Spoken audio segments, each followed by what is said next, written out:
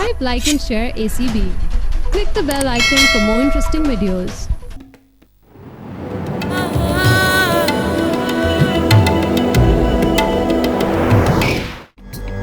कौन सा आसमान टूट पड़ा है तुझ पे या कोई मर गया है तेरा, हाँ, जो हर वक्त में डर के रोती रहती है।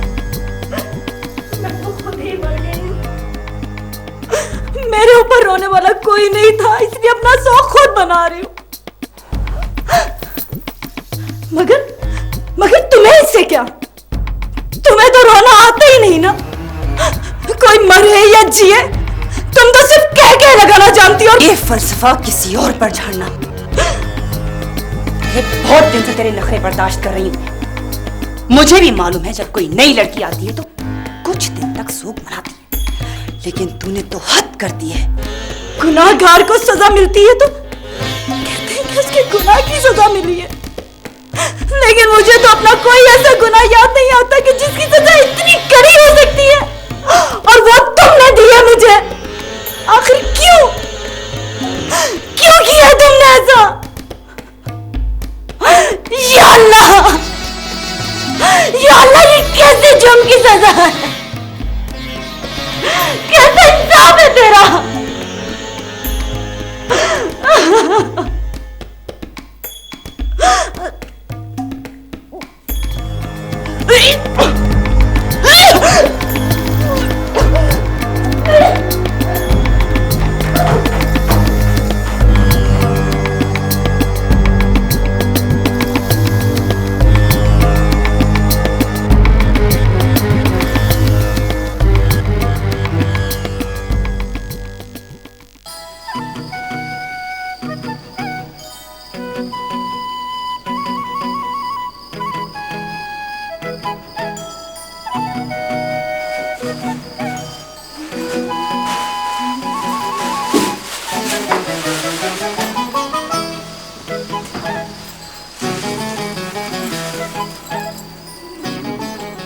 क्या बात है, बड़ी खुश नजर आ रही हो। ज़मीर साहब तो निहायत अच्छे आदमी हैं। उन्होंने ये ढेर सारी शॉपिंग करा दी, और तो और एक सेट ज्वेलरी का भी लेकर दे दिया। कमाल है। पैसा ज़मीर साहब के हाथ की मैल है, उसके लिए पैसे का क्या मसला। जितने पैसे उन्होंने एक दिन में खर्च किए ना, जनाब साल भर में भी नहीं कमा सकते। फिक्र ना करो, तुम भी पैसों में खेलोगी। बस ज़मीर साहब को थोड़ा सा काबू में रखना है। तुम्हारी थोड़ी सी कुर्बानी से हमारे सारे ख्वाब पूरे हो सकते हैं। क्या सोच रही हो? लेकिन नदीम, देखो अरसला, ये तुम्हारी पहली और आखिरी कुर्बानी होगी, और आजकल के दौर में ये सब कुछ करना पड़ता है तरक्की के लिए। मैं तुम्हें कभी ताना नहीं दूंगा, ये मेरा वादा है तुमसे। ठीक है, मैं सोचूंगी। Good, very good. देखो, ये सोने की चिड़िया कहीं हाथ से ना निकल जाए। मैं तो कहती हूँ कि हमें एक कॉपी रख लेनी चाहिए। मेरी मुट्ठी में बंद कोई भी सुनहरी चिड़िया उड़ नहीं सकती, बल्कि उसके पर तो मन ही भूल जाते हैं। जाहिर है, कुछ सोच समझ कर ही मैंने तुम्हें ये प्रोजेक्ट निगाह से दिलवाया है। तुम्हारी कामयाबियों की दास्तान बहुत लंबी है। मैडम, मेरे हाथ कोई परिंदा लग जाए तो मैं उसके पर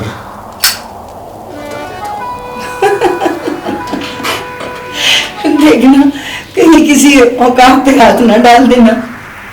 उकाब की आंख पर भी अगर पट्टी बांध दी जाए ना, तो उसे भी कुछ दिखाई नहीं देता। मोहब्बत की पट्टी नादान लड़कियों की अकल छीन लेती है। उसे मोहब्बत के सिवा कुछ दिखाई नहीं देता, ना माँ, ना बाप, ना भाइयों के झुके हुए सर। लड़की जब अपने घर की दहलीज से पहला कदम निकालती है ना, तो वो सीधा दलदल में गिरता। और एक मर्तबा अगर पाँव दलदल में फंस जाए तो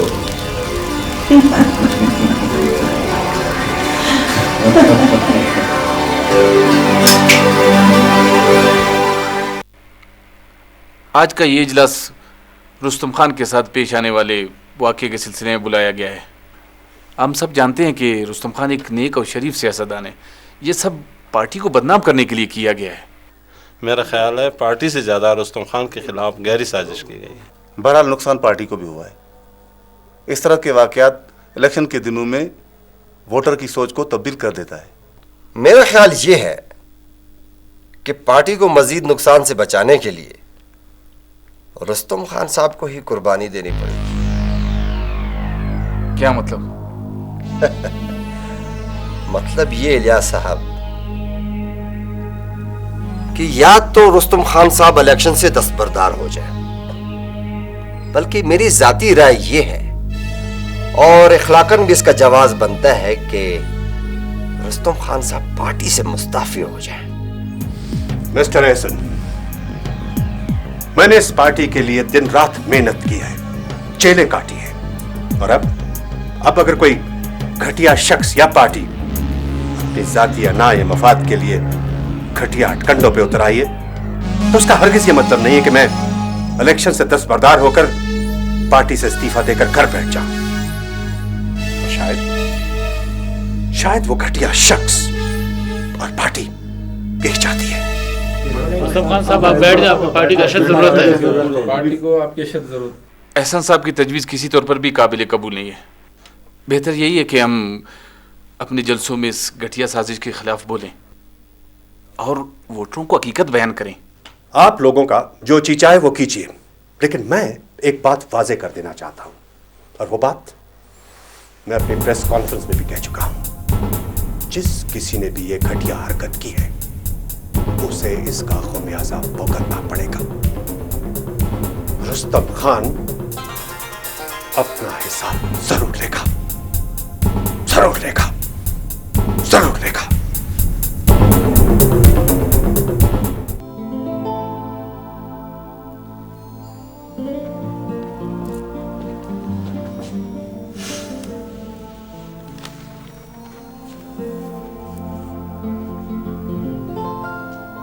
जनाबे रूमी साहेब, कहीं खुदा न खास्ता गलती से आपकी नज़म अखबार में छप तो नहीं गई? आप क्या समझते हैं अदनान साहब, मेरी नज़म किसी अखबार में नहीं छप सकती। मैं खुद ही नहीं छपवाना चाहता हूँ, क्योंकि मैं अपना मजमूआ कलाम छपवाना चाहता हूँ। समझ गए आप? ओह रूमी, नाराज क्यों होते हो? भाई अदनान तो ऐसी मजाक कर रहा था। वैसे बाय द वे इतनी गौर से पढ़ क्या रहे थे? एक दिल हिला देने वाली खबर। लेकिन फिर भी यार पता तो चले कि खबर क्या है। शदीद बारिशों के बाद तुग़यानी के बायस 6 अफराद, जिनमें 2 बच्चे भी थे, हलाक हुए। ये सैलाब इतनी ये रुस्तम खान वाले केस ने ऊपर तक खलबली मचा दी है। सर मेरा तो दिमाग काम नहीं कर रहा। हम लोग कैसे लोग हैं, सिर्फ एक सीट के लिए बंदे फड़का देते हैं। और ये सियासत है।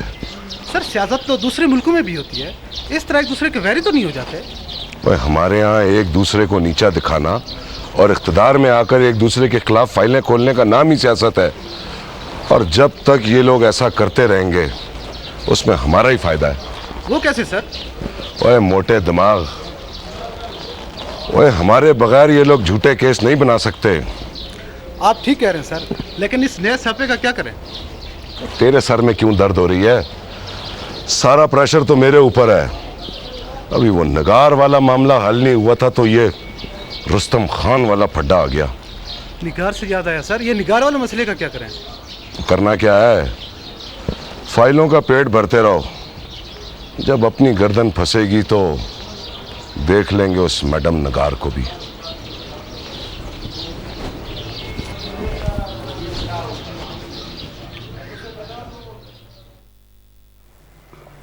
आफ्ताब बेटे, नगमा ने मुझे सब कुछ बता दिया है।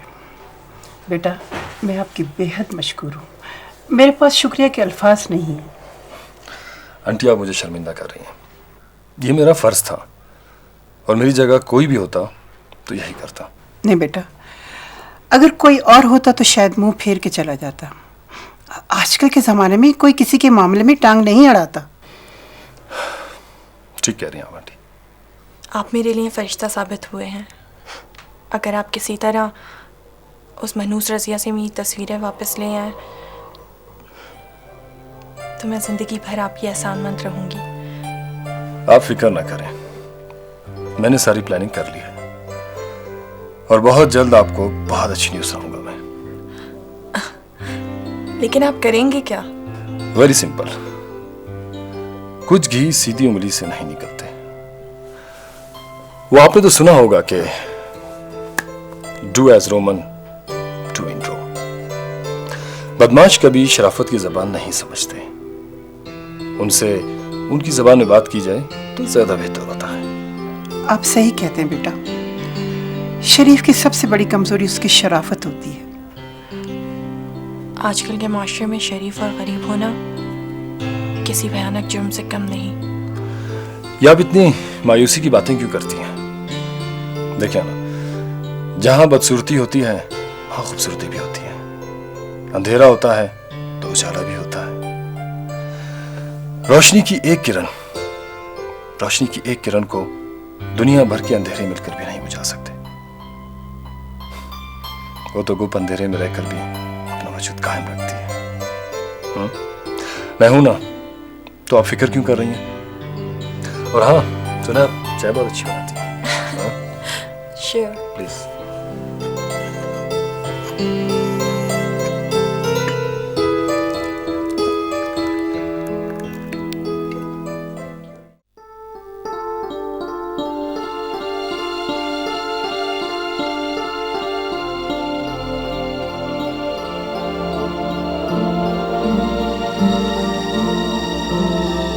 अदनान, तुमने मुझसे मेरी जिंदगी की सबसे बड़ी खुशी छीन ली।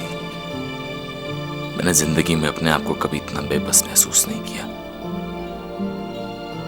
काश मैं एक जाहिल होता तो तुमसे मदिया को बसोरे बाजू खींच लेता, लेकिन मैं कुछ नहीं कर सकता। मैं पढ़ा लिखा हूं, लिहाजा मुझे समझना चाहिए कि मैं किसी की मोहब्बत जबरदस्ती हासिल नहीं कर सकता। लेकिन नहीं, मुझे यकीन है कि मदिया मुझसे मोहब्बत करती थी, मुझे चाहती थी। लेकिन अदनान, तुमने बीच में आकर मुझसे मेरी जिंदगी छीन ली। गलती मेरी भी है। मुझे मदिया से पहले इज़हार मोहब्बत कर देना चाहिए था। मुझे यकीन है वो मेरी मोहब्बत का जवाब मोहब्बत से देती। लेकिन अब मैं क्या करूं? किसी बड़े ज़र्फ के खिलाड़ी की मानिंद अपनी हार मान लूं, या घटिया आशिक की तरह इंतकाम पर उतर आऊं? या खुदा, ये मेरे साथ क्या?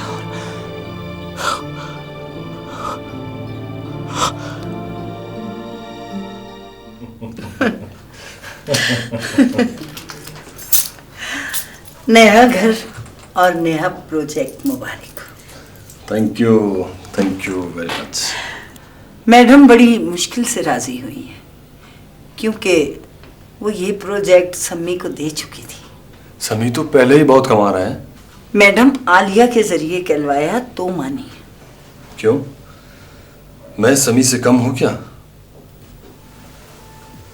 आज तक जिस शिकार का भी पीछा किया है ना मैंने, उसे छुरी नीचे लाकर ही छोड़ा है। पता है मुझे, सब जानती हूँ। लेकिन ये शिकार तो खुद छुरी तले आ गई कि मुझे सिवा करो। और तुम कत्ल भी यूं करे हो कि गोया करामात करे हो।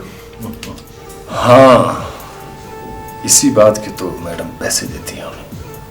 2 नंबर माँ, 2 नंबर बीवी।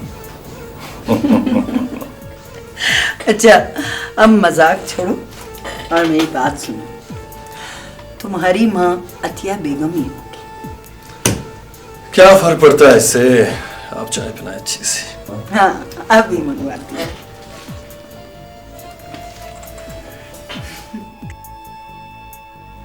बातें करने का वक्त नहीं है। आज मौका बहुत अच्छा है। मैडम और रफीक दोनों घर पर मौजूद नहीं है और गूंगा सो चुका है। भाग सकती हो तो भाग जाओ। राबी, तुम्हें यकीन है कि मैं यहाँ से निकल पाऊंगी? कोशिश करने में क्या हर्ज है गुल, हो सकता है जो हम चाहते हैं वो हो जाए। ठीक है रवि, मैं तैयार हूँ। ड्राइंग रूम के रास्ते से बाहर आ जाओ, बाकी सब कुछ मैं संभाल लूंगी, ठीक है? रवि, तुम्हारा ये एहसान मैं जिंदगी भर नहीं भूलूंगी। बस इमोशनल होने की जरूरत नहीं है, तुम जल्दी से तैयार हो जाओ।